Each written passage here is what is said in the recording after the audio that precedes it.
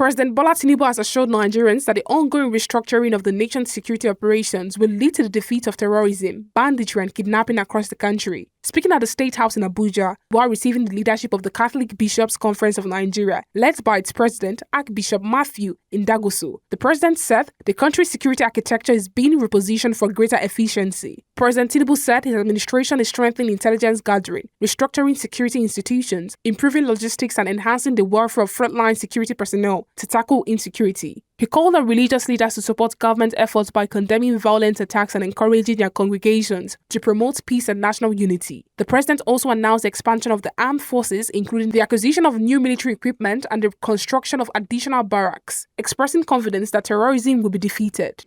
The security situation is what it is.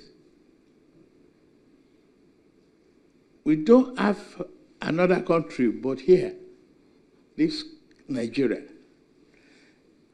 And we revert to our national anthem. In this complexity, diversity,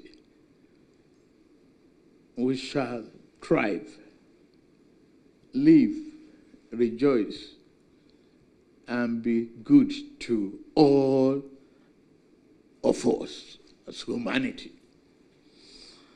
And that is what we're doing.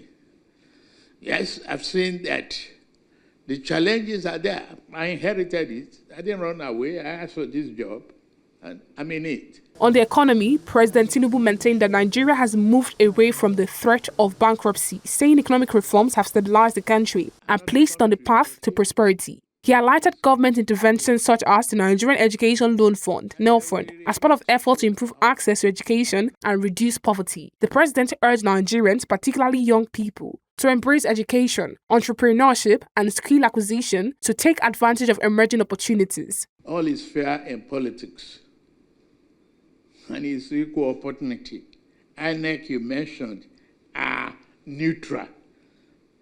They've never intimidated anybody. If political opponents are crying wolves, maybe they are afraid of their own shadows and the uncertainty in the companies they keep. Not me. To educate our people. Yes? None of your children in the university today, and I will say all of them are your children, your Reverend fathers. You can't say 4 years course is not 4 years. ASU is not on strike. They are not bringing agony to your homes.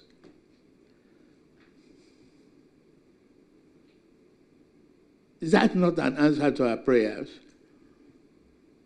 To me, that's an answer.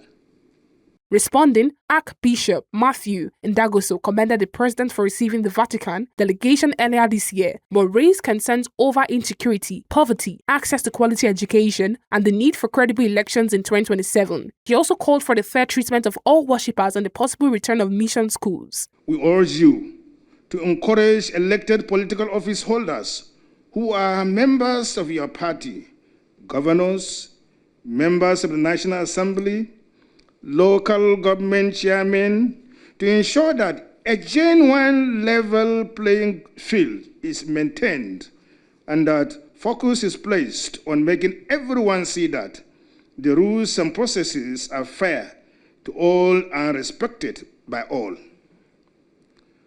As a man who risks so much in the struggle for the return of democratic rule in the dark days of military dictatorship, your greatest legacy would be the strengthening of our democratic institutions.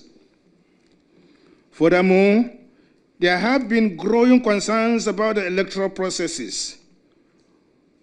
We note the efforts being made to ensure that the elections are free, fair, and credible. It is our hope that you be on the forefront in demanding that the Independent National Electoral Commission, INEC, delivers credible elections to ensure that Nigeria is set on the path of national development and integrity. President Tinubu reaffirmed his commitment to strengthening democratic institutions, maintaining national unity, and ensuring lasting peace and development across Nigeria.